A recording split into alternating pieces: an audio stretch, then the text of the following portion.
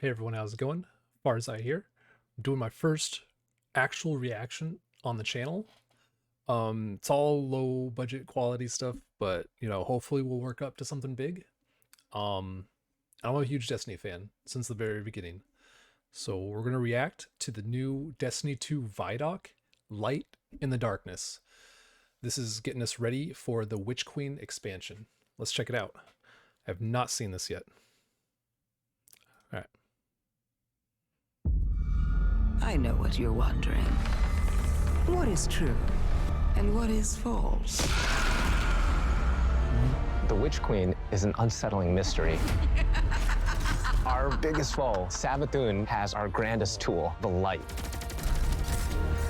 It's paying off narrative threads that we planted way back in Destiny 1. Loving the void. I'm here to protect humanity. How do we stop this? The stakes in the universe are rising, and it's the greatest challenge that we've ever faced. We're shedding that dogma of light equals good, darkness equals bad. We're really entering the mists and trying to discern what's in front of us and what's lurking just underneath the surface. What is your truth now? There are a lot of bombshells in the Witch Queen narrative. And that's just scratching the surface of what we're going to get into this year. Let's get into it. Yeah. Witch Queen and Season of the Risen is chapter 1 and the beginning of the end for the Light and Darkness saga. Season of the Risen. Really getting to the core of what it means to be a guardian. We are looking at and asking big questions about the light and darkness. We have a big bad that we've been anticipating for a really long time coming back in the form of Savathûn. Savathûn's had a hand in most of the major conflicts that we've been involved with. We've heard about Savathûn for years and just bits and pieces, and then you see it slowly building over seasons until we come to this huge critical point. Savathûn's no longer just someone you hear about. She's not just interfering in little ways. She's now ready to take center stage. Sight man. 1, 2, 3. Savathûn, she's larger than life. We wanted to make her feel imposing and very regal and dancing through motion in some way. The light offers us a fresh start. She's very manipulative. She is very ethereal, but she also has that creepiness to her as well. She promised she'd help us out in his garage. with this pyramid ship problem that's coming our way. But the reality of the situation is Savathûn is only on Savathûn's side. We've outlived our purpose, and it is to Savathûn's benefit to wipe us off that chessboard. She's lived among us. She has played us for fools. She knows us inside and out. Season of the and Hunt. She's been a step ahead of us, the whole way. So how do you beat someone like that? It isn't too late. You can still be forgiven. That's not Be careful. I'll hold you to it. In order to beat Savathûn, you need to understand Savathûn. Dude, this throne world. Her throne world is a manifestation of Savathûn's own personality, which is in Witch Queen going through a transformation through the light. She has these areas that she's kind of trying to shun and push away. For the old Hive areas, it's much more atmospheric, it's very dense, it's very claustrophobic, it's spooky. Then when you make your way into the Lucent Hive area, it's a lot more open and broad. It's definitely brighter, it's definitely more lively. We want people to look at it like an impressionist painting, something that's very pretty from far away, but as you get closer, it's not really what it seems. It's very unsettling. You're looking at shapes, you're looking at these things within the world, and you're not entirely sure what they are, and you have to get close and you have to investigate. What's really going to be exciting for players is that they're going to get to play that part of psychic detective, trying to solve the many mysteries of the throne world. Witch Queen campaign, I think, is probably the most ambitious campaign we've made in a very long time. We're building the Definitively Destiny campaign, so leaning into the journey you can find in exotic missions or the mechanics you might find in a dungeon. Nice, I like that. You have to kind of think your way through. You have to figure out, hey, what do I need to do next in order to get to the end of this? We've got Savathûn, right? The Queen of Lies. So this campaign is full of surprises. Savathûn has all these abilities, and you got to make sure that all of the abilities of the bosses would be something worthy of her. And as I kept thinking about this, you know, I felt like I was really becoming Savathûn. We've also added the legendary difficulty, which is called Become Legend. Legendary. It's not for the faint of heart. It's gonna be loaded with these moments that are gonna be frustrating, almost like teeth gnashing, but when you get through those encounters, you're gonna feel like really accomplished. Double rewards, yeah. As people who have worked on raids and dungeons before, being able to broaden that experience for any kind of player who comes in is really important. If the Witch Queen is the psychic, detective, fantasy, and journey, then Season of the Risen is that same detective throwing on their flak jacket and defending Earth from the Hive Guardians and the Lucent Hive and Savathûn herself.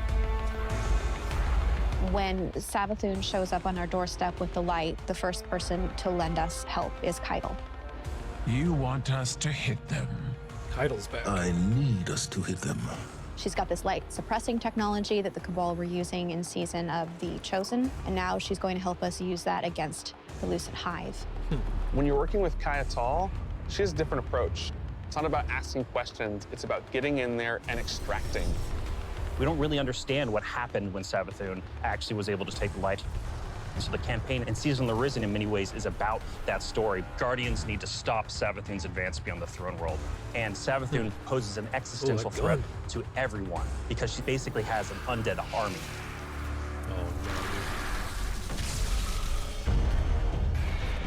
In fighting the Lucent Brood, this isn't our first time in the game fighting other light bearers, but it is the first time that we'll be facing other light bearers that have much more relentless motives.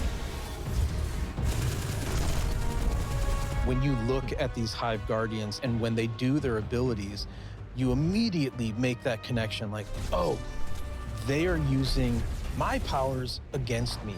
As soon as we see the Knight pop its super and it has 2 shields, you immediately are like, oh yeah, I see that connection. And then it's like, and then you're like, it hits you with those things and then you're dead. And it's just an amazing experience. The Guardians themselves kind of feel like a fire team that you're fighting against. You got every class represented. The Acolyte, when that character casts, does very similar thing as the player, like the Arc Wizard. The sparks go out, it's ready to go. If you're not smart about it, if you're not paying attention, you are essentially going to have to play that fight over again. If you're successful in taking down one of these Hive units that are wielding the light, you actually have to go up and kill their ghosts. That was like one of my favorite things that we were able to do in this game is just that moment where you crush the ghost. Okay, it looks like a finisher. Kind of this moral dilemma. A ghost is your companion, and now suddenly you have one in your hand and you're about to crush it. The first time it happens, these aren't for you're like looking at your hand like, I can't believe what I've just done. Am I doing this? Should I be doing this? I have a ghost. Yeah, like, exactly. What Like, is going on? Yeah, but these are Hive ghosts, like... Savathûn and her Lucent Brood are the most dangerous enemies we've faced so far. And so we're gonna need better, more powerful weapons and tools to fight against that threat. We did a bunch of work early on looking at various different types of weapons we could add to the sandbox. We wanted to introduce a special weapon archetype that was effective more at a middle range, but also had these kind of additional roles associated with it. The Glaive. The Glaive is a projectile weapon, and it is a shield, and it's a melee weapon. We wanted to keep that experience in first person. It has an immediacy that you don't really get when you're using a sword because the camera is so much further back. Because this is also a projectile weapon with a slower moving projectile, the onus of skill on aiming these weapons is about leading and compensating for the speed of the projectile and anticipating that. If you're in a really difficult encounter and one of your teammates dies somewhere out in the open where you normally wouldn't be able to get to them, you can bring that shield up and actually get the revive and then fall back. My shield is cool. Look at that thing. Glaives originate with Savathûn trying to steal an extremely powerful weapon for her own use, and players will use the weapon crafting recipes that they find throughout the campaign in order to reconstruct this incredibly powerful and incredibly ancient weapon. When you put together your glaive in the campaign, you just get a taste that that's what you want to do for the rest of the weapons that you get. Weapon crafting lets you target a specific role and go and build that, and you know how long it's going to take you to get there, and you get exactly the thing that you want.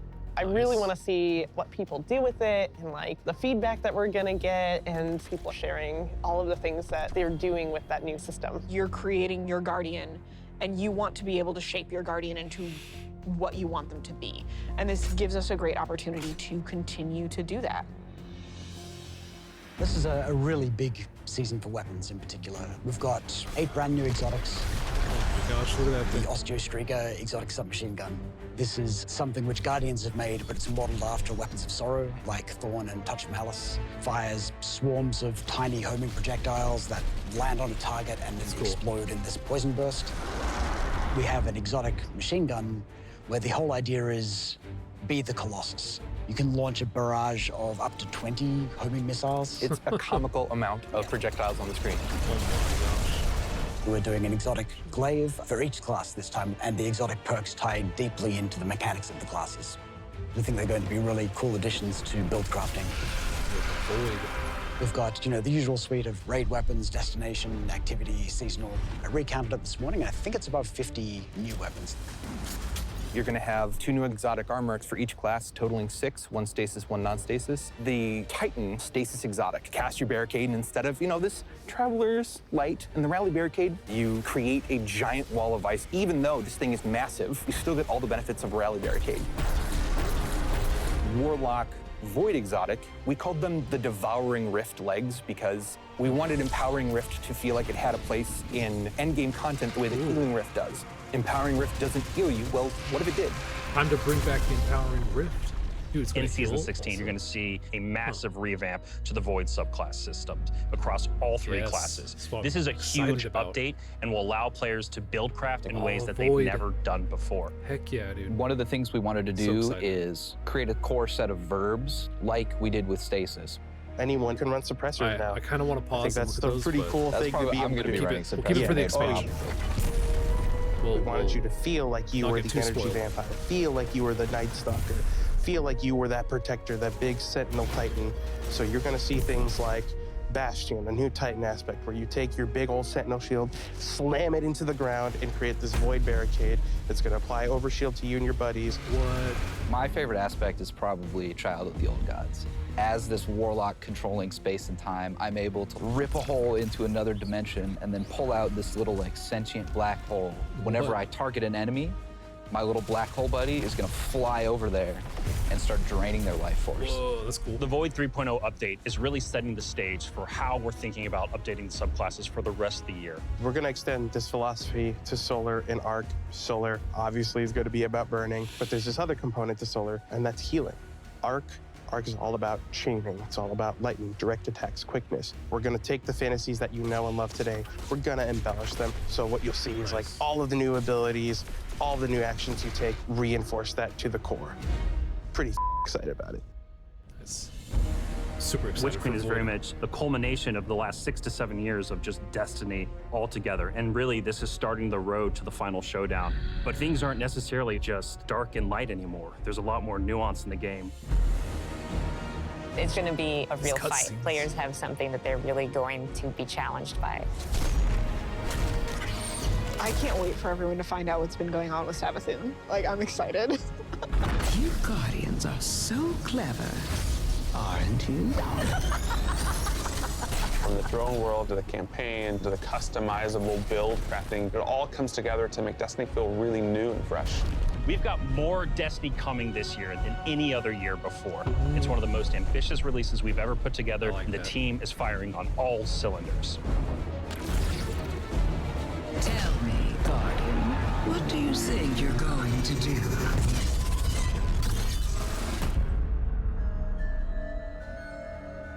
So excited. Nice, nice. Dude, so that's the ViDoc.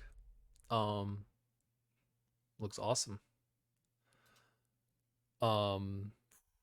Yeah, I'm super excited.